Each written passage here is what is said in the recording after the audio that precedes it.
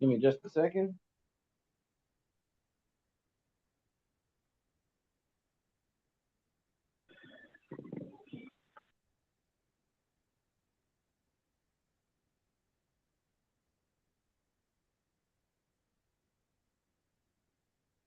Okie dokie.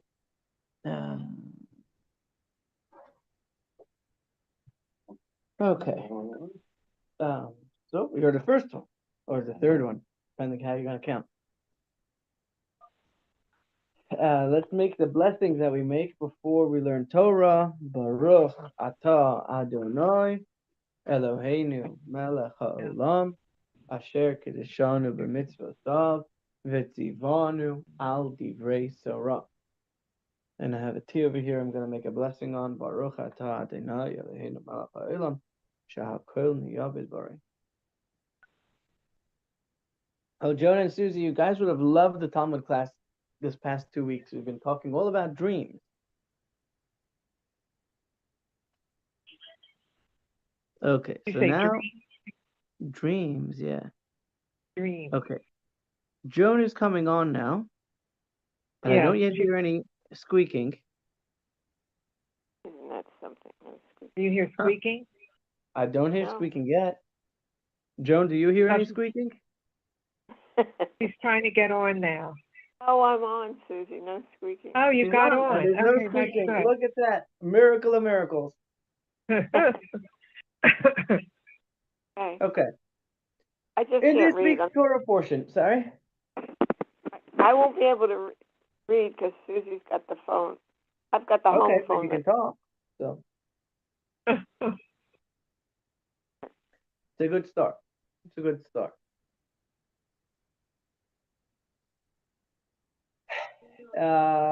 Okay, where are we holding? God bless you. Right. This week's Torah portion, we learn about, is one of the places where we learn about the holiday of Sukkot.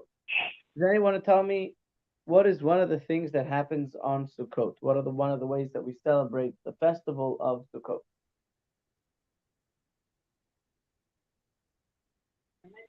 We make a sukkah. I mean, we build one. Yeah, we make a sukkah. Well, the making of the sukkah happens before, but we eat inside a sukkah. Can anybody tell me why do we make a sukkah for Sukkot and why do we eat in a sukkah on Sukkot? No, I don't remember why. I don't remember either. Make a hut so that. No. Okay. Well, we'll learn about that now. Think about it. Oh. Yeah. That's as loud as it goes. Okay.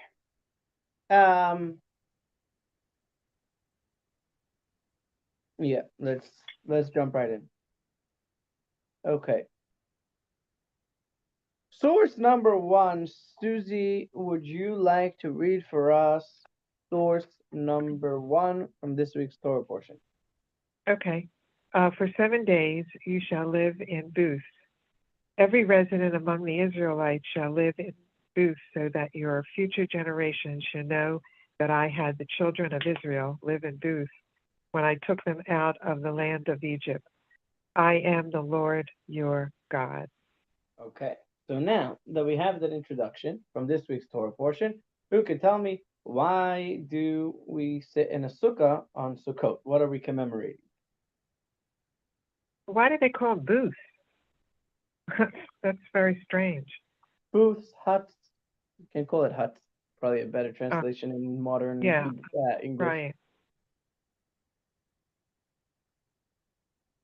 I don't know, because God told them they had to live in the booth with a sukkah.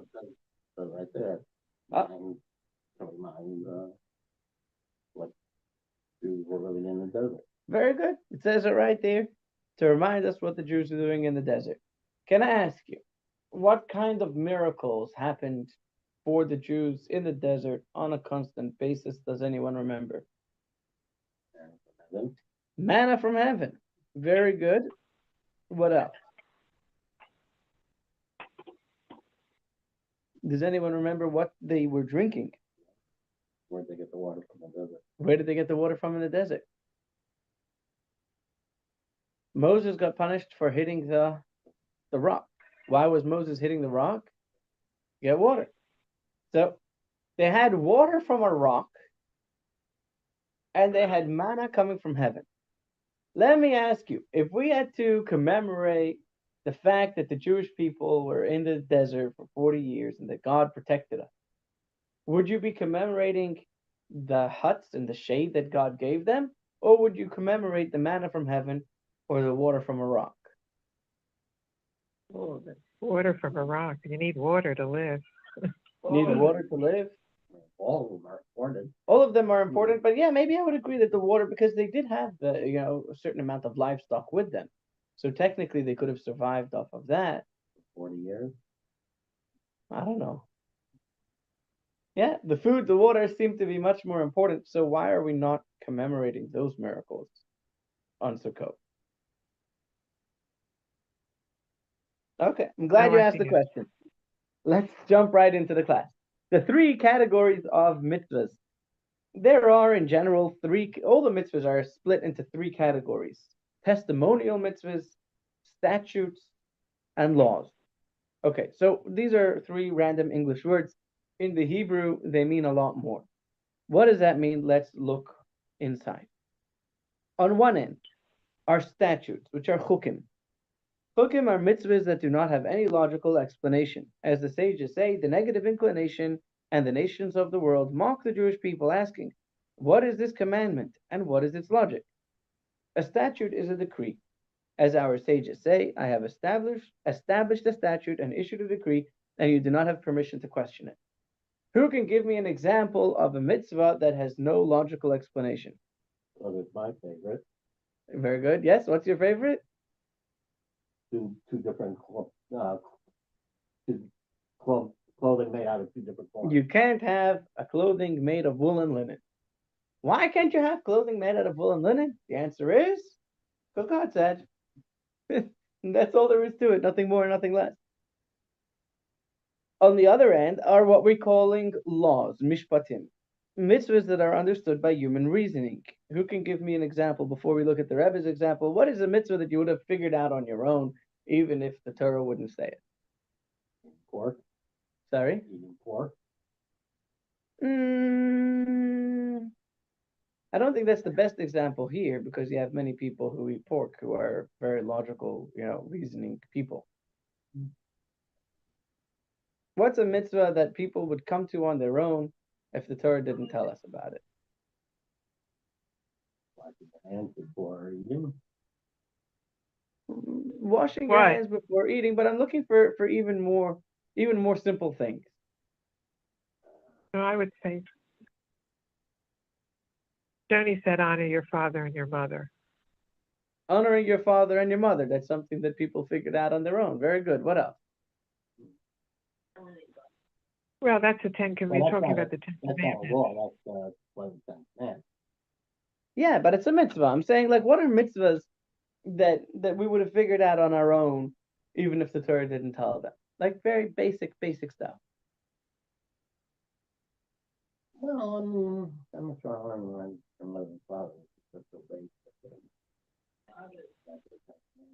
Because I would Be say good that to others. I would say that a law is something not. So we're talking here, like, what are mitzvahs? The Ten Commandments are mitzvahs just like any of the other mitzvahs, but come on, give me a reason, give me something, any kind of thing that you don't need the Torah to tell us in order for us to figure it out. The Ten Commandments would be the simple ones. We'll follow the laws of the Torah. The murder. I mean, you can say that. Thou shalt not commit murder. Very good. Human beings figured that out on their own, that murder is evil and murder is bad. Okay? So on the one end of the spectrum, we have laws that have no logical explanation. On the other end of the spectrum, we have mitzvahs that are very simple, obvious, basic tenets of if you want to have a functioning society, you need to have these laws in place. Let's read the examples the Rebbe gives. I would say the Ten Commandments. I didn't say the Ten Commandments fall in there. You said that exception, I could have murder is a mitzvah. And I think of mitzvah as something in the Talmud, but not. No, the Ten Commandments are the first 10 mitzvahs that we heard from God. So every time I go commit murder, I'm doing a mitzvah. What a holy guy you are! Every time you think of killing someone and you hold yourself back and restrain yourself, you have done a mitzvah. Very good. Especially when you do it because that was what God wants of us. I'm just too pretty to go So then now already, I don't know how holy you are. Okay. On the other end are the laws, the mitzvahs that are understood by human reasoning. For example, honoring your parents is a commandment that makes sense. They cared for us and they benefited us. We should honor them. Similarly, the prohibition against stealing is something the human mind understands. As the sages say, if the Torah has not been given, we could have learned modesty from the cat and prohibition of theft from an ant. This is page number 2 now. So there are certain mitzvahs that we would have been able to pick up on even without the Torah telling us. Then there is a middle category. The middle category is called testimonies. What do you think that the middle category is going to be about? The category of testimonies.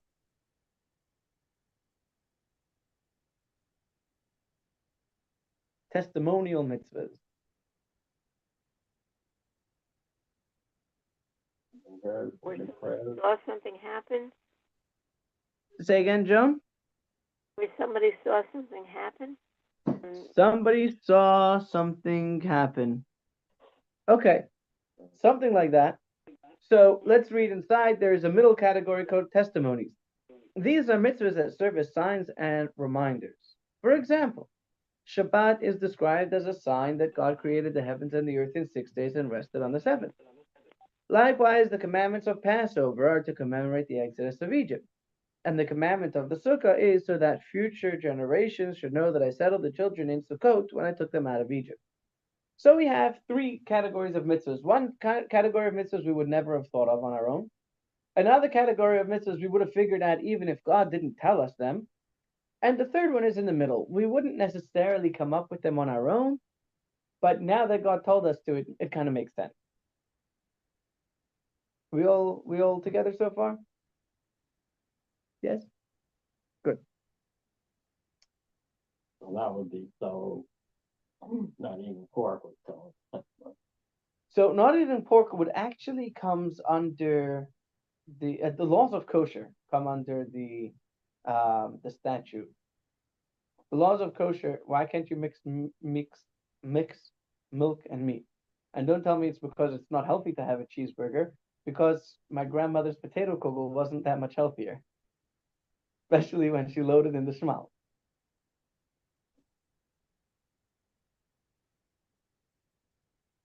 Huts or clouds? Based on the above, we can understand.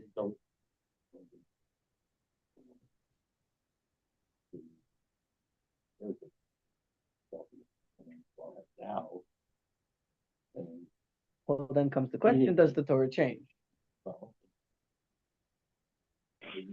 Pork 2,000 years ago wasn't healthy, but today without and preservatives and the only thing unhealthy about a ham sandwich is the amount of sodium. Right. So because the Torah doesn't change, we have to see. There are many people who said who gave reasoning. The reason why God said we can't have pigs is because pigs are unsanitary and they're filthy animals. And then when you start giving reasoning, so now you can say, well, today it's not like that, which is up for debate. But anyways, Hashem said the reason why you can't eat a pig is because it doesn't chew its cud. Any mammal, if it has split hooves and chews its cud, it's kosher. And if it doesn't, it's not. Pigs don't fall into that category.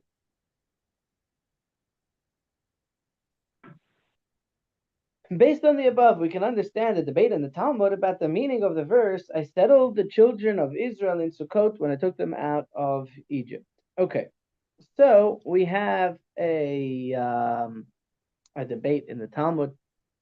How are we to understand these verses? What was actually going on?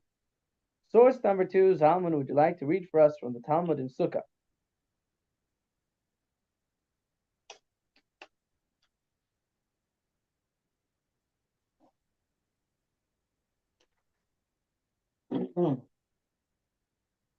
These foods were the clouds of glory, according to Rabbi Eliezer. Rabbi Akiva said they were actual booths. Okay. Thank you. That going on? 1 second. No, there. That's good. Okay. Let me mix this up here. Okay.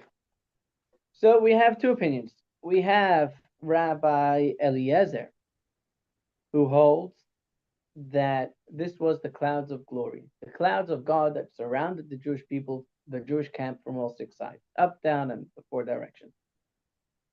Rabbi Akiva says, no, they actually built huts for themselves. God told them to build huts for themselves so that they should be protected from whatever the elements were at that time.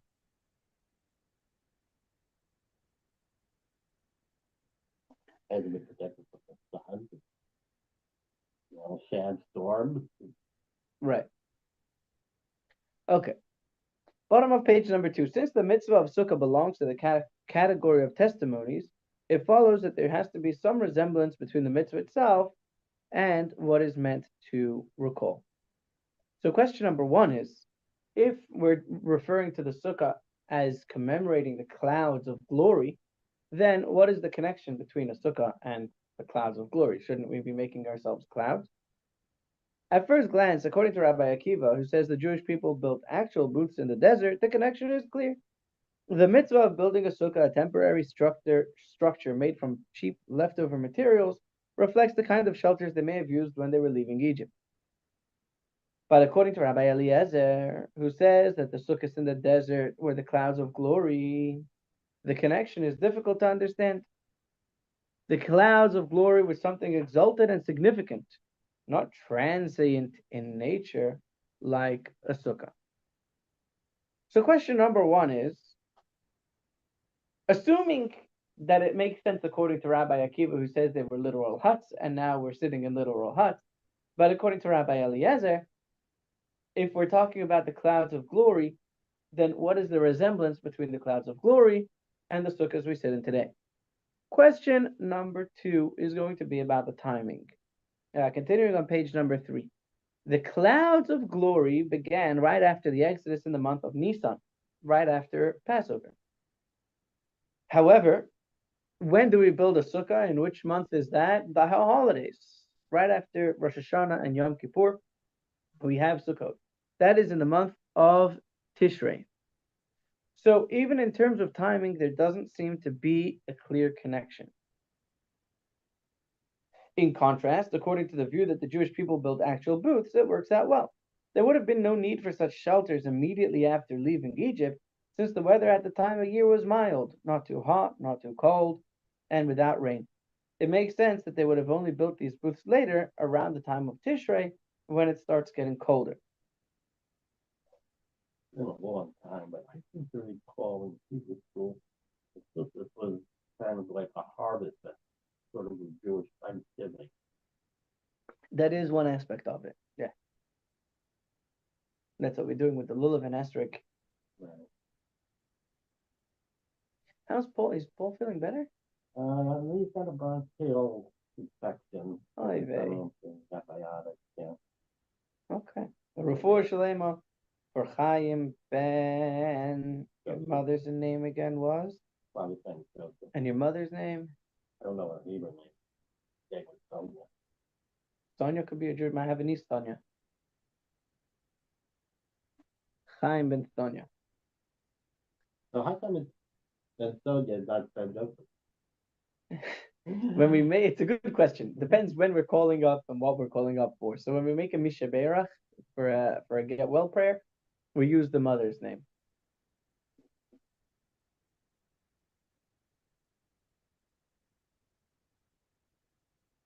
Okay. So it's the opinion that says that it was actual sukkahs that they built, actual huts and booths that they built, seems to fit much more with the reasoning uh, um, that we're building actual sukkahs and we're building it in Tishrei time, which has more of a resemblance to an actual hut, and also the time of the year fits a little better.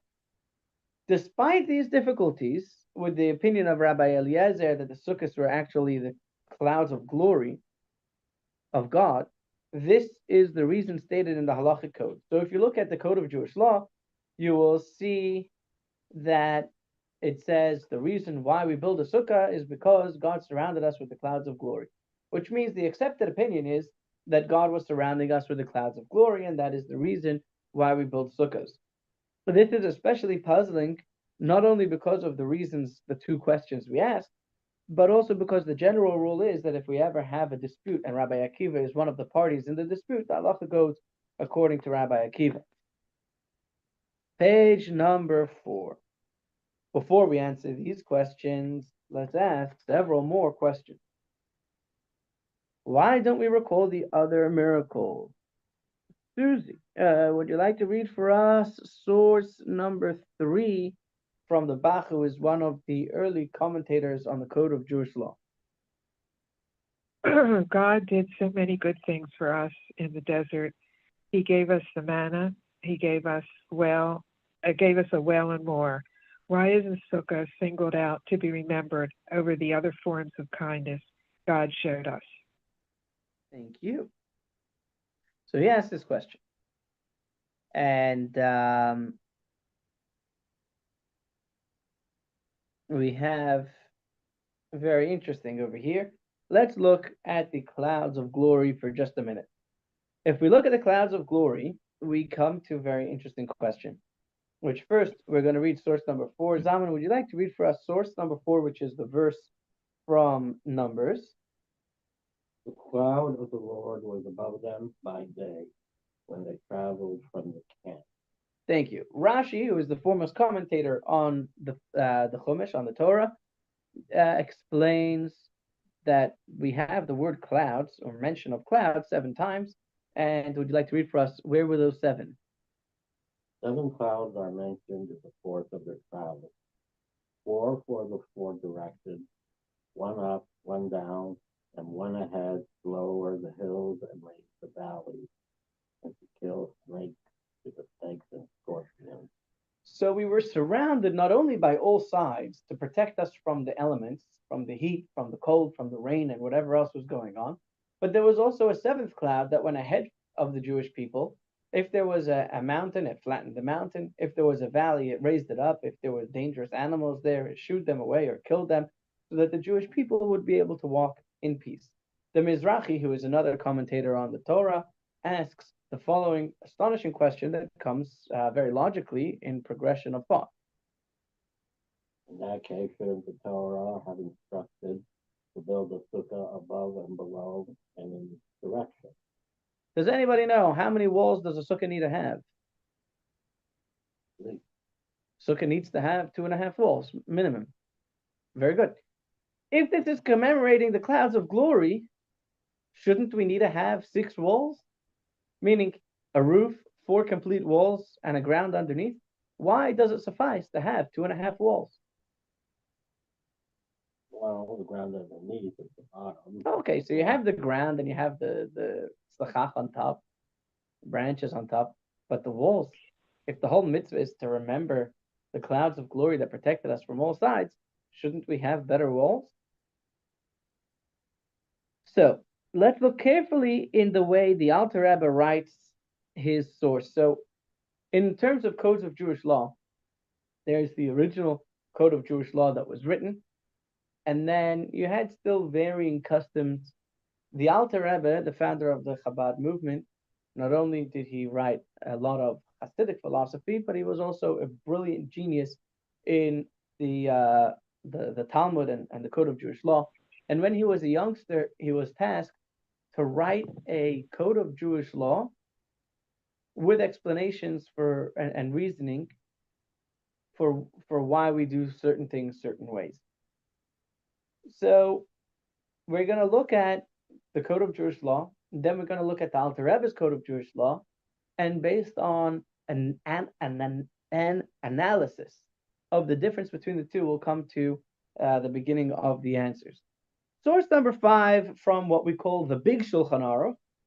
Susie, would you like to read for us source number 5 about the laws of sitting in a sukkah?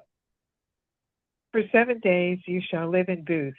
I had the children of Israel live in booths.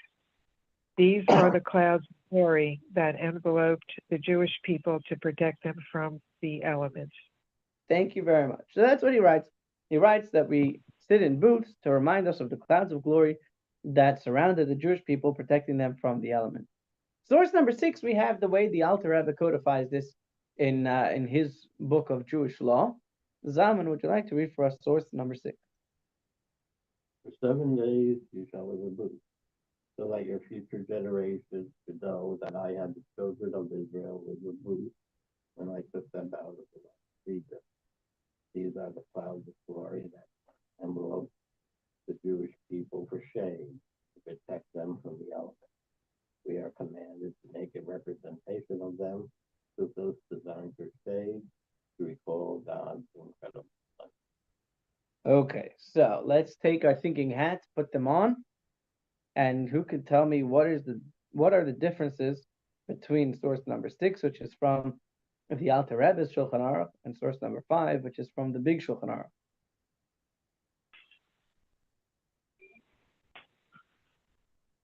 Well, they're both referring to elements. Jewish people protect them from the elements. Mm-hmm. The clouds protect them from the shade. The elements come in. Oh, very good. I hear you saying for shade. So in source number 6, the Alter Rebbe introduces that the concept was about shade. Okay. Well, and other elements, and to protect them from the elements. Mhm. Good morning. So this is a little more specific. Right. By adding shade that the Big Shulchan Aruch didn't write, the Beis Yosef. Well, it's an element. I mean, the sun, the bright sun is an element. It is. That's true. That's true. And what about in the words of the verse that they're quoting? What does the Alter Rebbe add in the terms of the verse that he is quoting?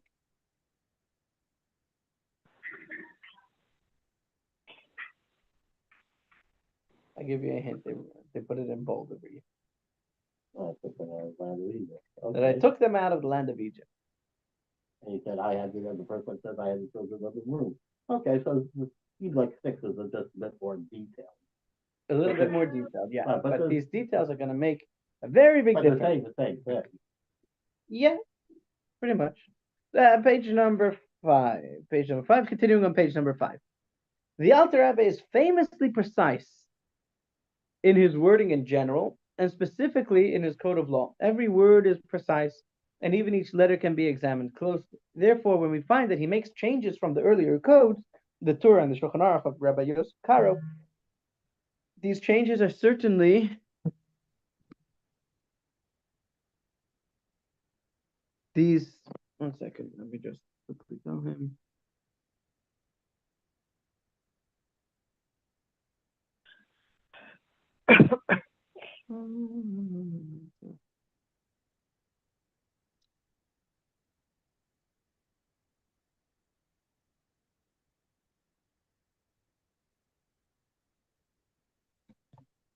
I'm sorry. These changes are certainly deliberate and meaningful. You guys still hear me on the Zoom, right? Yeah. Perfect. He adds the phrase, when I took them out of the land of Egypt, as we discussed. The Alter Rebbe writes that I settled the children of Israel in Sukkot when I took them out of Egypt. Why does he add the words when I took them out of Egypt, which are not present in the earlier code? We also, page number 6, we also need to understand the Alter Rebbe's addition, that his clouds of glory that surrounded them to provide shade, so that the heat and sun would not strike them. At first glance, the idea that they provided shade seems to be already included in the phrase, so that the heat and sun would not strike them. So what is added by explicitly stating that they were for shade? Similarly, the Alter Rebbe adds to the Torah's formulation and writes, he commanded us to make similar sukkah structures that are made for shade. The words that are made for shade do not appear in the Torah. So the Alter Rebbe is very clearly making a big emphasis on the fact that it's about shade. Okay. Are we ready now to get to our answers? Yeah? Let's go. The explanation is as follows. The Alter Rebbe includes the words when I took them out of Egypt in order to highlight that the verse itself clearly states that I settled the children of Israel in Sukkot. Happened immediately when I took them out of Egypt. At that point, there was no need for physical booths since the weather was mild, not too hot, not too cold, as reflected in the teaching of the sages, that the verse in Psalms, he takes the prisoners out at the most opportune time, refers to the ideal month when God took us out of Egypt, that it was not too hot, not too cold. This compels us to understand that the Sukkot mentioned in the verse refer to the clouds of glory, which accompanied them immediately after they left Egypt, as opposed to the huts that they may have built, which would have been later on once the weather turned cold.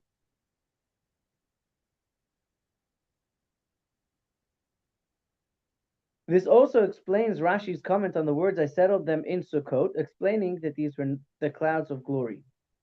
At first glance, this does not seem to follow the literal meaning, page number 7, which would suggest an actual booth, similar to the meaning of the word in the verse commanding us, you shall dwell in Sukkot for later generations. Rashi's proof for this interpretation comes from the simple reading of the verse itself.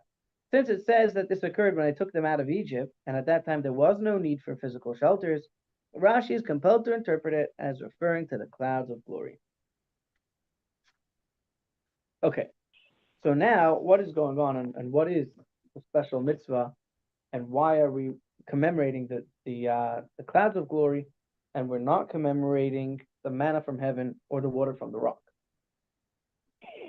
The Alter Rebbe's addition of the words to provide shade comes to answer two difficulties. First, there is a question raised by later commentators. In the desert, there were 7 clouds, above, below, on all 4 sides, and one that went ahead to clear the path. If the sukkah commemorates the cloud of glory, why is there no requirement to reflect all these clouds? Why does the sukkah only have 4 walls and is in fact valid with as few as 2 full walls and a partial third? Why is there no requirement to construct a floor for the sukkah? Second, why do we commemorate specifically the clouds of glory and not the other miracles in the desert, such as the manna, the well of Miriam, or the fact that their clothing did not wear out and their feet did not swell? Those seem even more central to daily survival, yet they are not commemorated by any specific mitzvah. Page number 8. Is that in the Torah that the clothing didn't wear out? Simlascha loy vatzeka. Sorry, simlascha loy valsa me'alecha v'raglecha loy vatzeka. Your clothing did not wear out, did not become worn upon you, and your feet did not puff up like dough. The answer is that all these other elements were essential for survival. The God who gives life must also provide food, water, and protection, since without them, survival would not be possible. Therefore, these provisions do not on their own express God's unique love for the Jewish people. Right? He took us out of Egypt. He promised us the land of Israel. If he's not going to give us food and water, we're never going to get there. One could argue that once God took the Jewish people out of Egypt because he promised their forefather Abraham that he would do so, he was required to provide them everything necessary for survival. It can be argued that this does not justify any specific gratitude, because it is subsumed in the general praise and gratitude we give to God for the Exodus during Passover. When we thank God for taking us out of Egypt, had he not given us food and water, there would be no one today to thank God for taking us out of Egypt. Giving us provisions during the desert for us to survive is included in the thanks that we give to God. When it's Passover, we're sitting at the Seder and we're saying, thank you, God, for taking us out of Egypt. We're saying, thank you for taking us out of Egypt and keeping us alive. So that's the one that we sing at the end of the Seder. Dayenu. Yeah. If he had taken us out of Egypt but not provided manna, it would have been enough. It would have been enough for us to thank him and praise him, but there would still be nobody here today to do that. So remember we discussed in one of the classes before Passover, the point of that song is to stop and say thank you for each step along the way.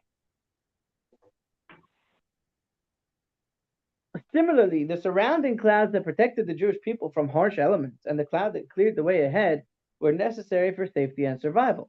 Without them, they could not have endured the journey or succeeded in battle. Since these were essential, they do not call for a separate form of thanks. But the clouds, the shade provided by the clouds, that was not essential. That was an added comfort, like having a car with air conditioning.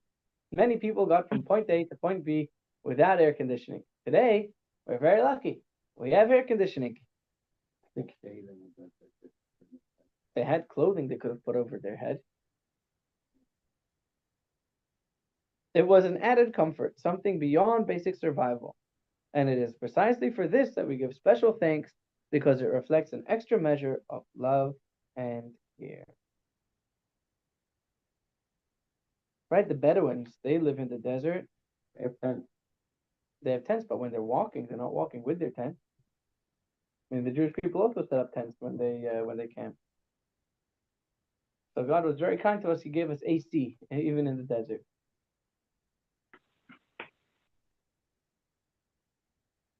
Key points. The mitzvah of Sukkah was given with a stated reason. For 7 days you shall live in Sukkot. Every resident among the Israelites shall live in Sukkot, so that your future generations should know that I had the children of Israel live in Sukkot when I took them out of the land of Egypt. I am the Lord your God. The Talmud presents two explanations of what those Sukkot were at the time of Exodus. A, the Jewish people built actual physical sukkahs in the desert. B, this refers to the clouds of glory that protected and surrounded the Jewish people in the desert. The halachic ruling follows the view that the sukkah commemorates the clouds of glory. The Rebbe asks, if the sukkah commemorates the clouds of glory, how is that miracle expressed in a physical sukkah? Additionally, why is the mitzvah observed in the month of Tishrei when the clouds of glory began in Nisan at the time of Exodus? And why does the halacha specifically follow the view that Sukkot referred to the clouds of glory? So to explain this, we first ask more questions. Number one, why are we specifically commemorating the clouds of glory and not the other miracles like the manna from heaven and the water from the rock? B, since clouds surrounded the Jewish people on all sides, above and below and in front, why don't we replicate their full structure in the sukkah with a sealed construction, including a roof, a floor, and 4 walls? The explanation becomes clear. Today in Florida especially, you have people who make their sukkahs out of insulation boards, the foam insulation boards, and they put air conditioners in. Perhaps based on this, that would be the most appropriate way to make a sukkah, because the whole purpose was to provide comfort and air conditioning. But it also has to be portable. Yeah, it's a temporary structure. It's not built out of brick or anything. It's just like the actual foam boards stapled to a 2x4. Just a thought. The explanation becomes clear through a careful reading of the Alter Rebbe. Considered kosher? It's considered kosher, yeah. You can have air conditioning in the sukkah. In his Shulchan Aruch. Foam board though. For the walls, it's okay. For the roof, no. The roof has to be branches, yeah. The explanation becomes clear through a careful reading of the Alter Rebbe in his Shulchan Aruch. Unlike the Beis Yosef's Shulchan Aruch, he emphasizes 2 points. First, the phrase when I took them out of the land of Egypt, and second, the sukkah is defined by providing shade, similar to how the clouds of glory provided shade for the Jewish people. The Alter Rebbe stresses that the mitzvah commemorates the time immediately upon the Exodus. Since at that time there was no need for physical shelters due to the ideal weather conditions, this strengthens the understanding that the reference is not to literal Sukkot, but to the clouds of glory, as stated in the second opinion in the Talmud. From the emphasis on shade, the Alter Rebbe explains why we commemorate specifically the miracle of the clouds of glory. Page 10, almost page 10. Most of the miracles in the desert were essential for survival: food, water, clothing maintenance, basic protection. These were necessities required as part of God's promise to bring the Jewish people out of Egypt. In contrast, shade is not a necessity for survival. It represents added comfort beyond what is required. Since the miracle of shade expresses a special love and affection for the Jewish people, it is specifically this miracle that was chosen to be commemorated through the mitzvah of Sukkah. This also explains why we don't commemorate the clouds that protected from wind and other dangers on all sides, since those relate to basic protection. Instead, we focus on the aspect that provided comfort, which reveals God's special love for us. Takeaway. Just as God related to the Jewish people with extraordinary kindness beyond what was strictly necessary, so too we should mirror this approach in our own service of Hashem by going beyond the basic requirements For example, by enhancing our performance of the mitzvahs, being extra careful with kosher standards, and increasing our love for others. This kind of behavior draws down a greater flow of blessing and divine kindness in return beyond what would normally be calculated. Before we conclude, two important things. Number one, look out for an email today or tomorrow about the Lag BaOmer sign up. That will be next week, Tuesday, 5:30 p.m. May 5th, Cinco de Mayo. We're having a Cinco de Mayo celebration. Lag BaOmer. We have some tequila, yeah.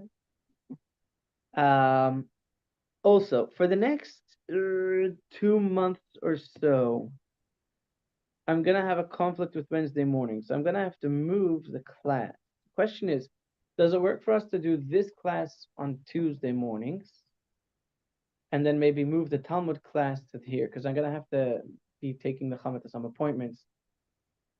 Tuesday, even So can we have the online class on the Wednesday? online class on Wednesday and the in-person class on Tuesday? Mm. Okay. So we'll keep it at the same times. We'll do Tuesday Next week? starting from next week. Is it like permanently or? For now it'll be for 2 or 3 months, like probably for the summer. How's And Mondays? obviously, if we like it like that, sorry. How's Mondays? Tuesdays I have Canasta. Tuesday you have Canasta. What time is Canasta?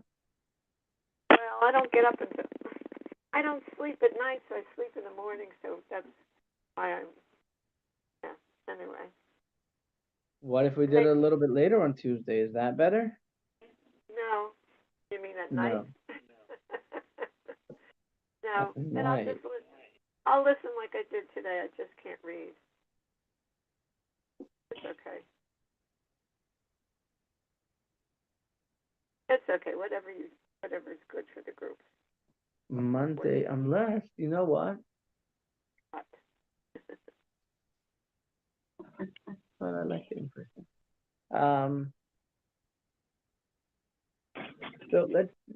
So what we'll do is, are you able to listen on Tuesdays, Joan and Susie? sure. Yes. Yeah. Yes. Yeah, I can listen. Okay. So we'll do the Parsha class on Tuesdays at 11, and the Talmud class on Wednesdays at 10:30. I'll send out an email also, try to remind everyone. So you're Okay. saying we'll keep this Wednesday at 10:30 then instead of 11. So instead of 10. we'll do Tuesday. We'll do our Parsha class on Tuesday at 11, and the Talmud class on Wednesday at 10:30. Instead of 10. Yeah. Okay. No, Johnny, you don't do the Talmud classes. Oh. You can join. We're on a completely separate subject now, if you'd like. Okay. So you're saying this class is going to be on Tuesdays. On Tuesdays at 11, yeah. Okay. All right. I'll listen. Okay. Sounds Yeah, sounds we'll just fine. switch around Tuesday. Are you saying starting next week? Starting next week, yeah. All righty. Susie, we'll remind each other. Okay. Okay. Thank you all. Have a good week, Rabbi. You as well. Sei gesund.